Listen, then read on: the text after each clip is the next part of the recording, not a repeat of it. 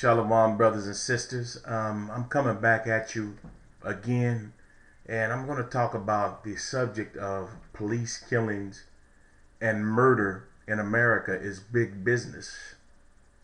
Um, of course, every business, corporation, restaurant, hotel, you name it, gas station, etc., etc. Everybody is allowed a certain amount of waste every year.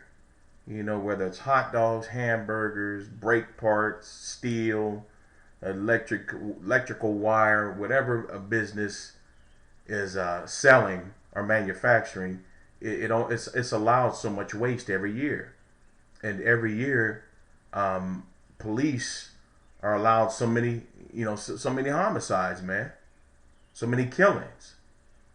If you get over, too many killings in an apartment, you can, get a little bit of heat on you, for that. They're going to say, okay, what's going on in that precinct? Why are people getting popped all the time? But there's a certain amount allowed. So, just like any business, if, the numbers aren't up and crime is low, that means money's low.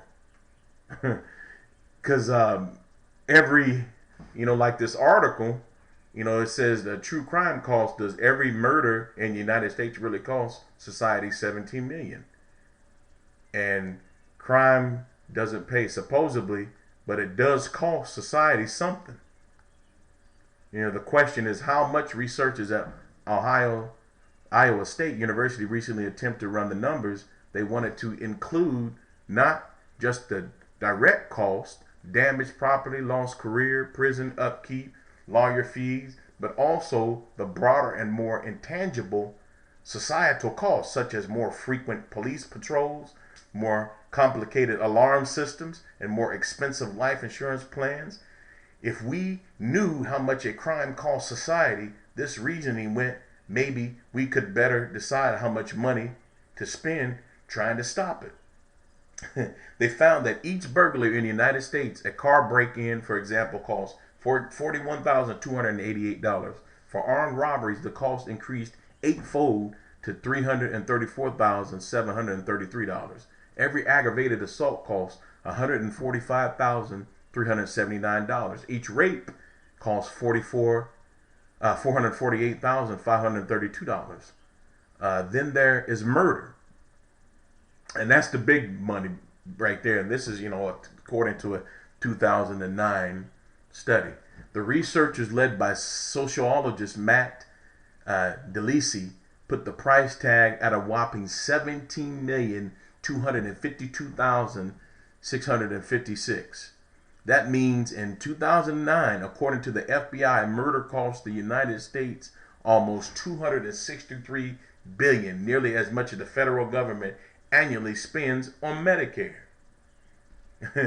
The estimated murder cost in transferable, DeLisi says, any murder anywhere in the country costs society somewhere on the order of 17 million.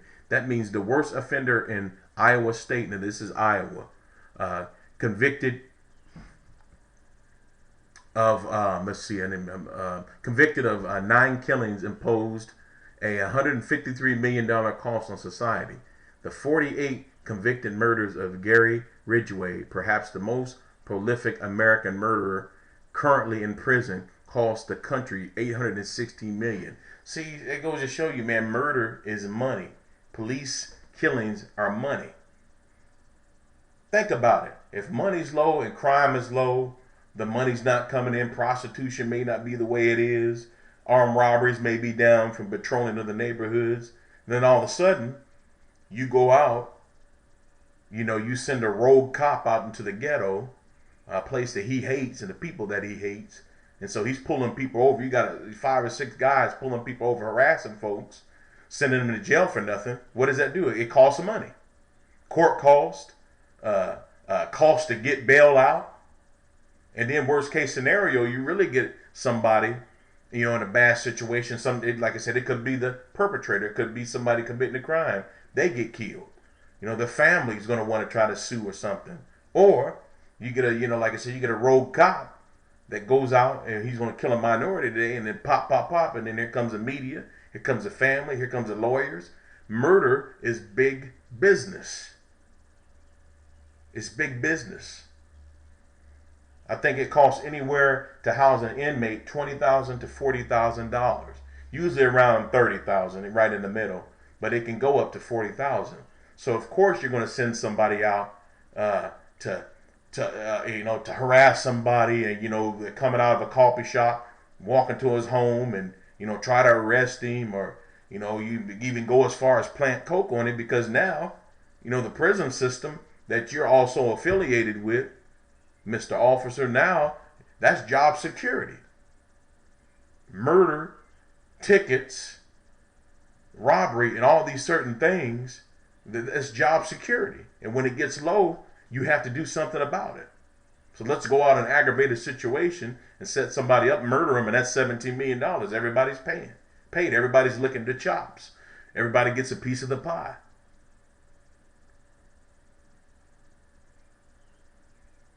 See, the scripture says it, that this man is wiser than Daniel. He has made trillions off the backs of Israelites, you Negroes, Latinos, and Native American. Billions, trillions of dollars from the North Atlantic slave trade was money. The slave labor for 400 years. If you don't have a payroll for 400 years, should nobody who is a Caucasian descent be poor? Ain't no damn way, but they don't really know that the elite of their people threw them under the bus. They left them in the gutter while they took all the money, and they're living it up. In Hollywood, they're living it up. In England, they're living it up. In Australia, in the rich parts of the world, why they've let these serfs of their people sit and have to live and dwell amongst the tribes. You didn't get a piece of the pie, and you're crazy if you don't get a piece of the pie. You better go, ride the goat, join your local masonry, and try to work your way up and live, because your kingdom's almost over. So-called, you Edomite, so-called white man, really the red man, according to the scriptures. You better live and get your piece of the pie, because the elite are screwing you over. But like I said, murder's a big business, man. $17 million a year.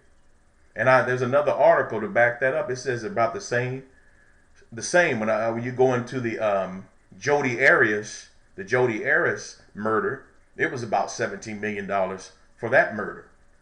So murder is big business, man. Police slaying is big business.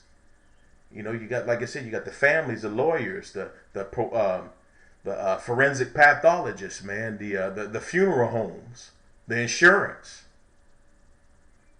The cost for the family, to buy food and stuff like that. The stores even get paid. Everybody gets a piece of the pie off of the slaying. So I'm going to leave it at that. With that being said, Shalom.